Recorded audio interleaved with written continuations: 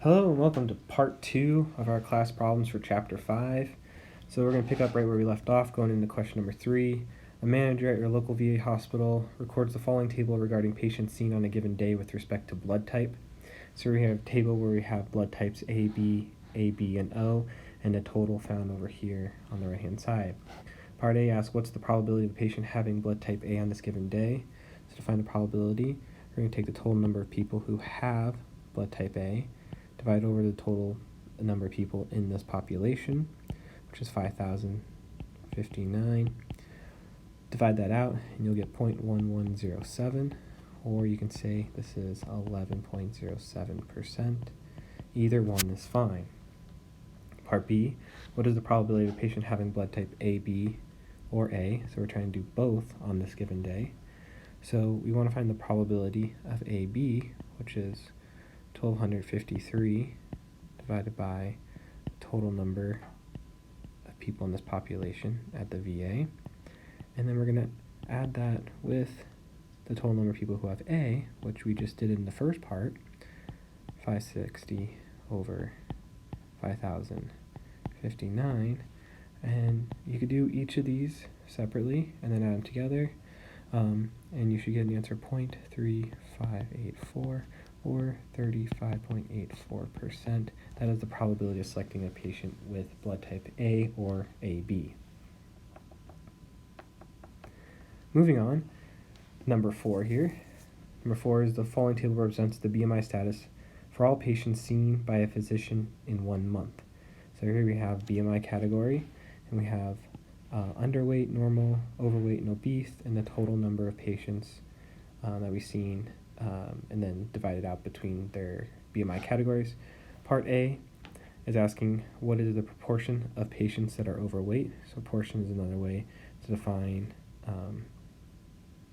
probability or the percent that is overweight.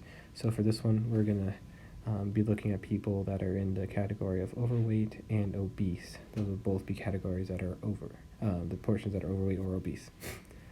So we take total number of people that are overweight, 64, divided by 204, and then we have the number of people obese, which is 88 over 204.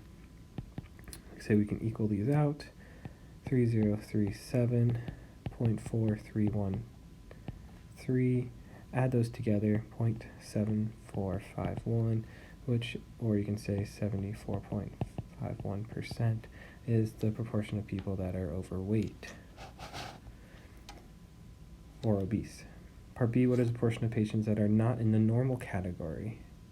So there's a couple different ways you can do this, right? So we're looking at not normal. So for this one, we're looking at this category as normal.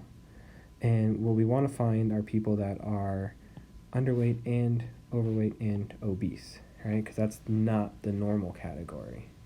So there's a couple different ways you can do this. So one, you can add up,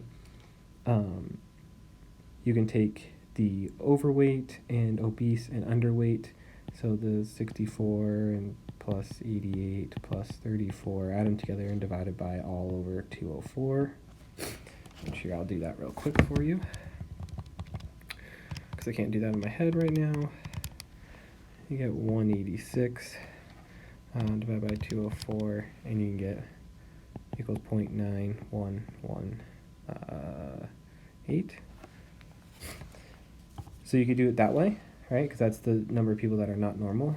The other way you can do this, which is one you should start getting familiar with, is that we know that because when we're dealing with probability, we know the total sum of the probability should equal 1. We know if we calculate how many people are in the normal category, so if you did 18 over 204, that equals 0.0882, right?